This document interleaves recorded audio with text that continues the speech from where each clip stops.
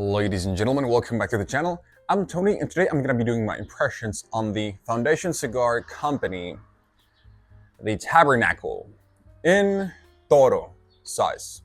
And for the specs, we have a Connecticut broadleaf for the wrapper, we have a Mexican San Andres binder, and we have fillers from Honduras and also Nicaragua. We have 6 inches in length, and the ring gauge is 52. So you already know the drill. I'm going to light this up, give you my impressions regarding each third, and yep, a little bit along the way. Wide open draw. Now, if you have seen any of my previous cigar-related videos, you already know I don't like to talk too much during the first 5 to 10 minutes because I like to give some time to the cigar to wake up. But I do have to say that I'm expecting full flavor, medium plus to full in strength. This is my first time having this blend, so with all the praise that this cigar gets online, I'm definitely looking forward to it. So I'm gonna start smoking this, and I'll let you know my impressions regarding the first third.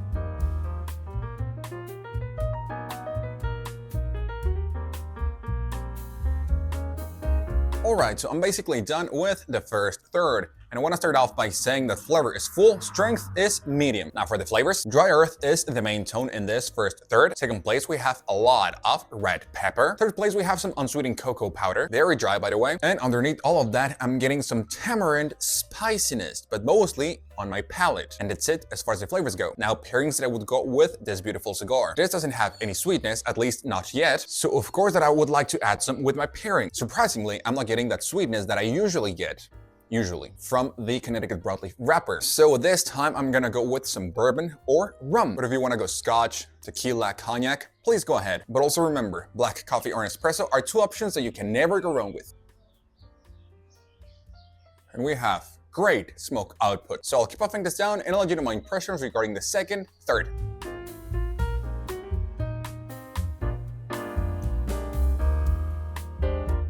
Alright, so I'm going to proceed with the band removal before it starts burning. But in this occasion, I went for the option of just sliding it right off. Here we have this very ornate, very regal primary band.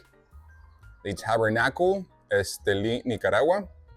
Black and gold can't go wrong. And now that I'm basically done with the second third, did something change? Yes, dry earth along with the unsweetened cocoa powder are the 2 main tones in this second third, but the unsweetened cocoa powder ramped up a little bit in the sweetness, just a tiny bit, not enough to be dark chocolate, nor is borderlining dark chocolate. It's just a slightly sweeter unsweetened cocoa powder, whatever the hell that means. Underneath that we have some molasses, but not so sweet though, it's more like a black strap, and underneath that we still have the red pepper. And the tamarind sweetness is barely noticeable, but only on my palate. And that's it as far as the flavors go. Flavor still full, strength still medium, and we still have great smoke output. So I'll keep smoking this and I'll let you know my impressions regarding the final third.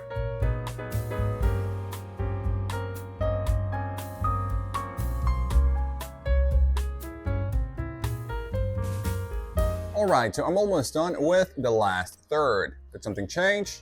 Yes, dry dark chocolate is the main tone in this final third. The red pepper morphed into black pepper, which is in second place. The dark molasses still there in third place, as well as the dry earth component, which is beneath the molasses. And that's it as far as the flavors go. Flavor still full, strength is medium plus now.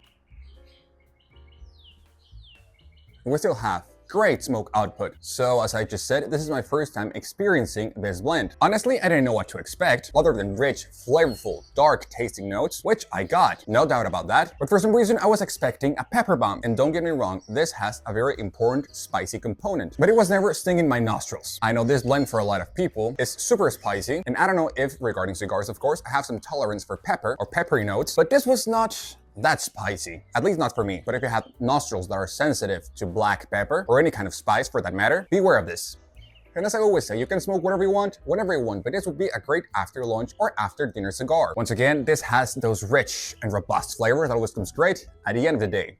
And of course, this blend is something that I would not recommend by any means to someone that is starting off smoking cigars. One thing that I will say is that I was expecting a more chocolatey flavor profile. Even though I just said that I didn't know what to expect, I always expect an important level of sweetness whenever I smoke a Connecticut broadleaf wrapped cigar. Sadly, this was not the case. Don't get me wrong, this is not a bad cigar by any means. I enjoyed this a lot, but I was expecting more sweetness that thankfully I got in this final third. Construction, well, so-so. During the first third, I had to touch this up because it was canoeing a lot. And during the second third, this developed a very strange ash. It was literally like split in half. Here's a clip right on the screen. And because that ash was that way, I had to touch that up during the second third once again because it was not burning cleanly. And during this final third, I had to touch it up once more because it's starting to accumulate once again. So 3 touch-ups in total. So not the best, but I will say this, the draw is marvelous. Almost wide open, but with a little bit of resistance. And of course I was happy because I was always getting plenty of smoke output. Of course I'm looking forward to keep exploring the Foundation Cigar Company portfolio. But since this cigar is arguably the most sought after blend from Foundation Cigar Company, I wanted to give this a shot already. And this was not entirely my cup of tea, but I was not disappointed either. However, I'm gonna grab some more of these for my personal enjoyment. So overall, pretty good blend. But once again, just bear in mind what I just told you about the peppery components. Now I'm gonna smoke this to the knob. And that's it for me. Thank you so much for watching this video. If you made it this far, I really hope you found this video useful. So, thank you so much. Merci beaucoup. Muito obrigado. Dankeschön. Muchas gracias. Spasiba. Ketas. Grazie mille. Arigatou gozaimasu. See you in the next video.